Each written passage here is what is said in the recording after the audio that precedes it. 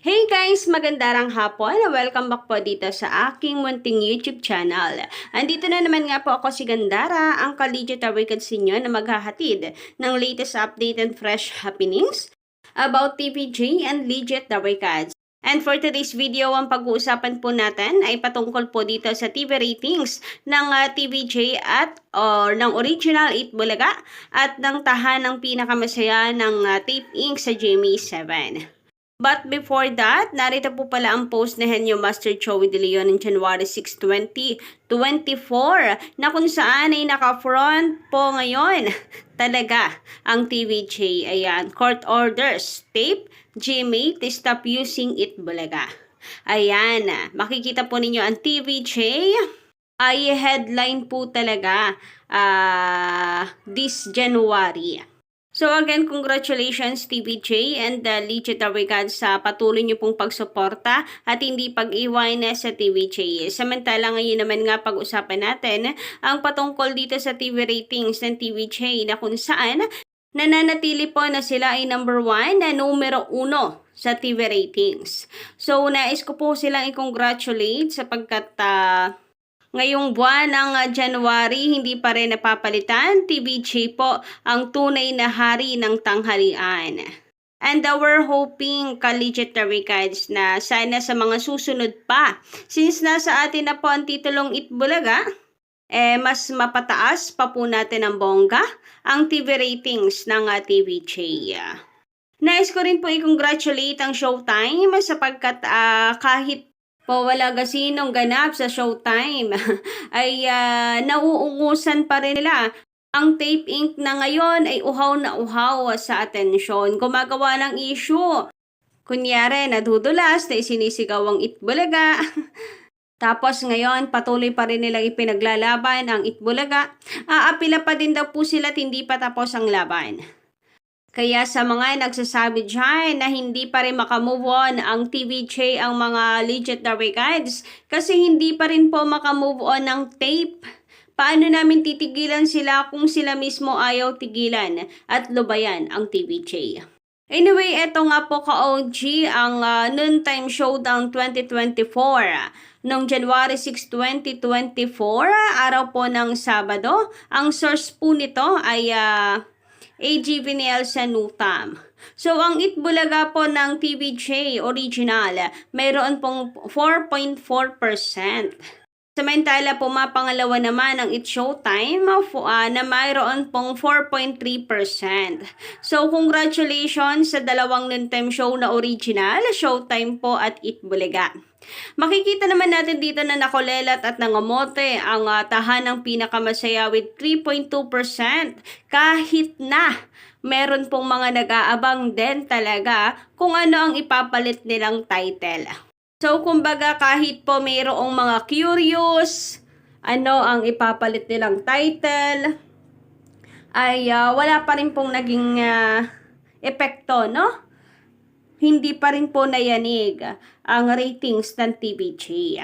Katunayan ng ulelat pamantin po sila. Sabi ko nga, ang Showtime napakatahimik. Walang gasinong ganap, chill lang. Pero naungusan pa rin ito pong Tape Inc. About naman sa pagiging deket ng Showtime at Itbulaga, okay lamang po yan ka-legit articles. Ang importante, nasa atin ang Itbulaga at dalawang noontime show na original, talaga naman ang tunay na magkatapat.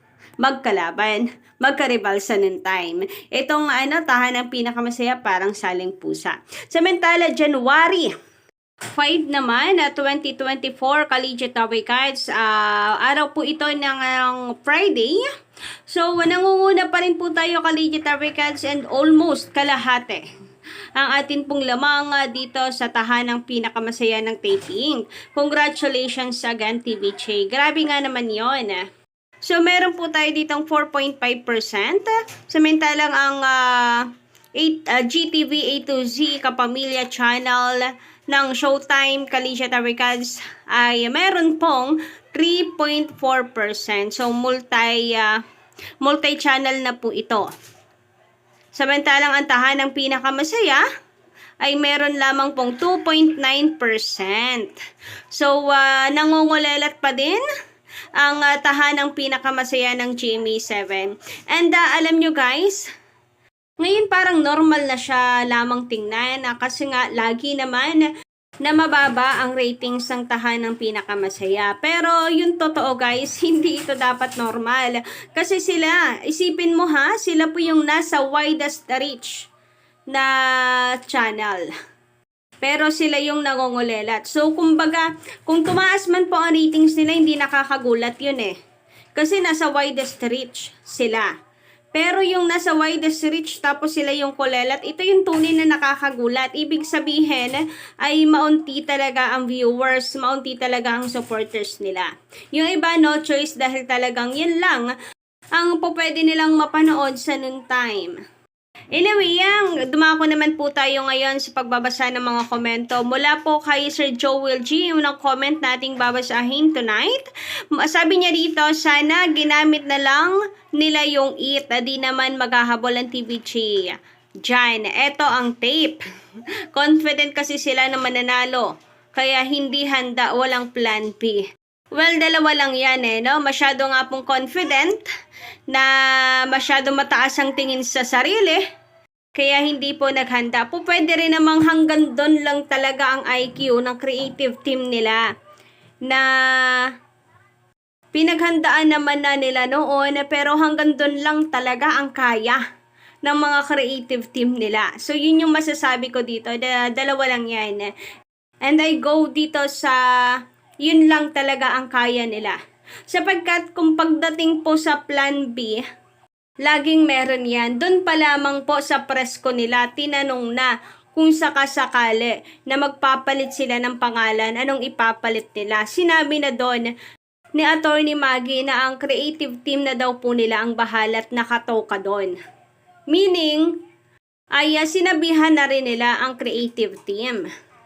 Kayo ba ka-OG, anong palagay po ninyo? Pa-comment lang po dyan sa baba.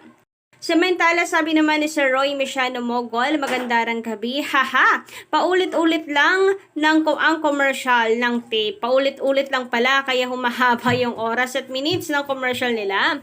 Actually, ngayon, meron po akong nakita, pinagmamalaki nila na mataas daw ang kanilang ads. Pero sa mga sumisilip naman, nakikita nga po nila na pare-parehas lang naman. Kumbaga ay sa isang gap, okay lang sana kung every gap pare-parehas lang. Pero kung sa isang gap tatlo agad yun lumalabas, parang hindi naman daw po at maraming advertisers yon, paulit-ulit lang. Samantala, sabi naman dito ni Sir Jose Neri, tama ka Ted, niyanig ang lahat sa kakatawa ng mga netizens at manonood sa TV. Ang vopol ng creativity. So, creativity nga ba talagang matuturing? Creativity nga ba ang tawag doon talaga? Mukhang ang tamang term is that project, school project. Hindi po creativity dahil wala doon yung creativity. Kinopya lang, copy-paste, kinuha lang sa Google ang emoji. Kaya kaya talagang iba talaga ang creativity, ang creative team ng nasa original Itbulaga. Sabi naman dito ni Miss Jen De Hocus, halos host, and friends, o kaya kakalosmos, mosmos, o kasi bata, naku pagpati kasi bata, ay maano naman sila ng Gawin Bulilit. Parang sa Gawin Bulilit ata yun eh. Anyway, shout out daw po sa iyo. Shout out po sa iyo, Ganda SRU, Solid TVJ, Itbulaga. Samantala, sabi naman dito, tahanang ginagaya, kamukha ng Sunday pinasaya. Grabe, napakataba ng utak talaga ka-legitary cats. Hindi na nahiya pa hindi na lamang araw-araw pinasaya. Para talagang kamukhang kamukha. Nahiya pa. Iniliko ng konti, ganun din naman. Doon din ang tungo. Parehas na parehas. Pinakamasaya yung isa ba pinasaya. Yung format ng logo parehong-pareho, grabe nga yun. So kayo ba ka-OG, ano inyong masisay patungkol sa update natin ngayong araw? Pa-comment lamang po dyan sa baba. And of course, guys, don't forget to click the subscribe button and notification bell para maging updated po kayo sa mga susunod dating mga balita. Hanggang sa muli, Collegiate Derbycats, and Happy New Year! Sana po ka-OG sa mga susunod na laban ng TVJ, andito pa rin po kayo, sama-sama po tayo na suportahan sila. So yun lang po, and see you sa ating next update.